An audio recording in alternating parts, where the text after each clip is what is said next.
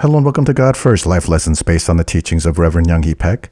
Today we'll be taking a look at rest for the soul. Let's jump right in. Are you weary and burdened? Wherever you are in life, you will get weary and feel burdened. Living life does that to you. And nobody is immune. We sin and turn away from God by the very acts that make us weary and burdened. And on top of that, we sin and stray from God when we try to alleviate this condition. To those who are weary and burdened, Jesus says to take my yoke upon you and learn from me. If we take on his yoke, God gives us three amazing results: gentleness, humbleness, and rest. For what more can we ask?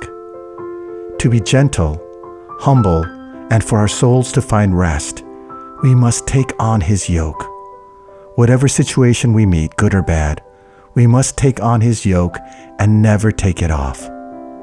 Whatever highs or lows we experience in life, we must always take on his yoke. That's it. We're his yoke, and all our troubles are solved. What does it mean to take on his yoke? Two things: serve God and obey God. This is our yoke. It doesn't mean to take on his yoke when you feel like it, or it's manageable. It means taking on his yoke at all times. Serve God all the time. Obey God all the time. When you think of a yoke, you might think of it as being cumbersome or painful. Not so. Jesus says, "For my yoke is comfortable and my burden is light." Now, there are many times when serving and obeying God is tough. It might cost you a job or relationship. It might make your friends look at you funny or write you off.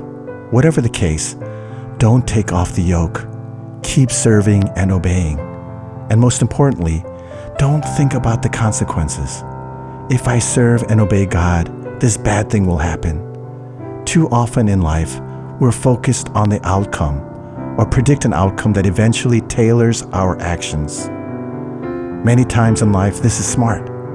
But when it comes to taking on his yoke, don't think about results and outcomes you can't control. Daniel never took off God's yoke. He served and obeyed him at every turn. If he thought about the consequences, he would not have prayed. It's a pretty easy formula. Disobey the king, get thrown in the lion's den, and die. But Daniel did not think of consequences when serving and obeying God. That's how we have to be. God will take care of the rest.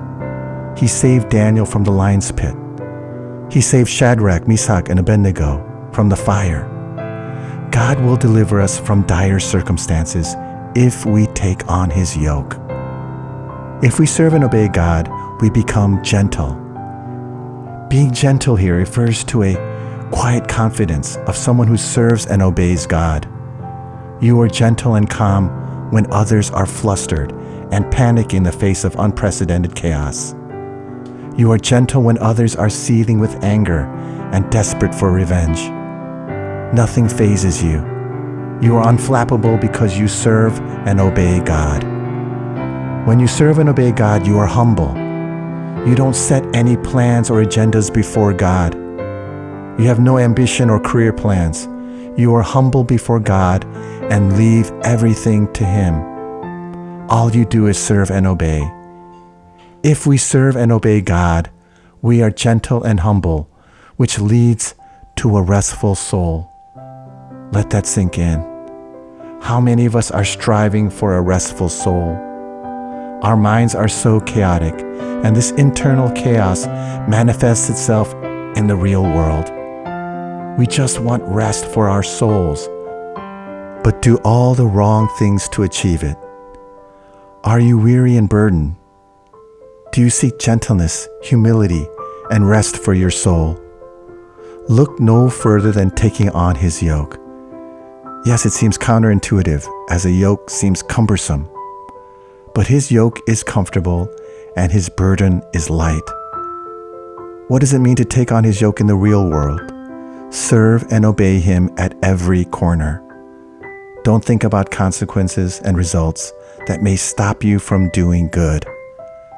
Just serve and obey and let God take care of the rest.